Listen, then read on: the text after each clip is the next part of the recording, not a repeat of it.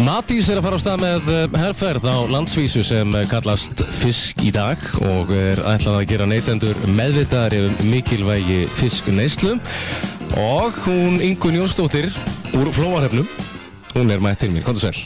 Góð dag. Hvað segir þá? Ég segi bara fín. Úr Flóahrefnum, við skulum hafa það alveg á hreinu. Alveg á hreinu, takk. Já, þú ert heimamanneskja. Já.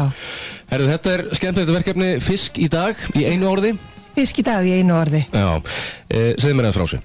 Við sem sagt fórum á stað með þetta verkefni, fengum styrk frá AFS-sjóðunum sem er rannsóknarsjóður í sjávarútvegi og ástæðan svo að við viljum bara vekja athygli á fisk og fiskneyslu. Við hófum þetta verkefni á því að taka ákveðin svona 0 punkt á neysluvenjum varðandi fisk og þekkingu fólks á fisk og tókum aldurinn 10 til 80 ára og vorum að miða þetta þá við líka lýðheilsumarkmið og hvort við værum að standast þau. Yfir heildina þá komum við ágætlega út. Elsti hópurinn tiltölulega duglegur og nær lýðheilsumarkmiðum. En kynslóðin í dag? Já, sko það líka vandamáli. Við yngstu börnin, þau virðast vera að fá fisk og þá eru þau sérstaklega að fá það bara í skólunum. En það þessi hópur 16 til 26 ára sem undir lýðheilsumarkmiðum og þar höfum við smá áhyggjur. En þetta hefur minkað með árunum? Þetta hefur minkað, já, fiskneysla hefur minkað og hefur náttúrulega breyst. Það sem við erum að svona horfa til og vilja leggja áherslu á þessi hópur sem segir 16 til 26 ára sem ekki að ná lýðheilsumarkmiðum og þetta náttúrulega svo hópur sem að fara að flytja heiman og hefja búskap og annað. Já. Og við höfum áhyggjur af því að hann muni þá þar af leiðandi ekki fara að elda fisk fyrir þá sín börn og við förum að komast í vítarhring með það. Hvað er þetta? Er þetta breyttar matavenjur? Já, ég held það. Skyndibitamatur hefur náttúrulega mikið að segja, eitthvað fljótlegt og þægilegt. Svo virðist sem ákveðin hræðsla við hráefnið líka, hvernig eigi að elda það og hvort þetta þurfi bara að vera soðin ísa.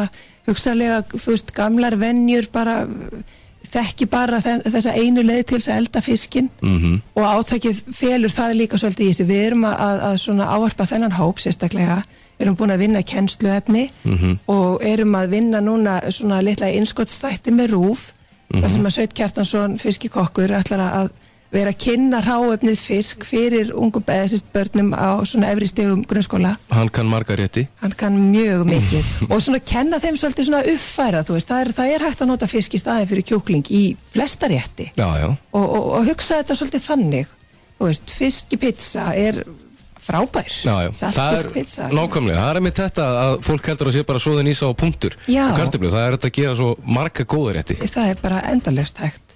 Og við sem þetta ætlum að hefja þetta átak á morgun með pompaprakt í Smáralindinni, þar sem við höfum fengið til þessu okkur fullt af fiskvinnslu fyrirtæki sem eru að framleiða bæði fullmatrita og hálfmatrita rétti.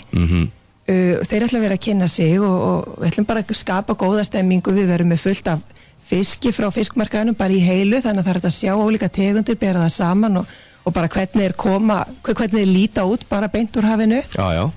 Og þarna verðum við með harmonikuleikara og mála á lítið landlit og þetta verður bara skemmtilegt fyrst og fremst. Þú dugleg að elda fisk? Já, ég reyni það. Og mötuneyti... Ég sé að þú ert ekki að plata. Ég ekki að plata, nei.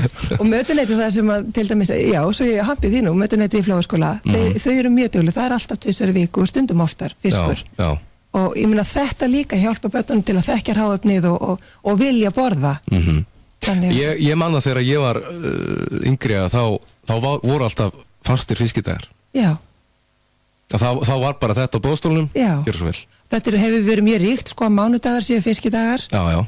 Og af því að lýðheilsumarkmið segja þess að 2 viku og þá ákveðum við að nefna þetta átak fisk í dag og bæta þessum eina fiskidegi við. Já. Það mánudagar, við þurfum ekkert að ræða það, en þá í dag líka.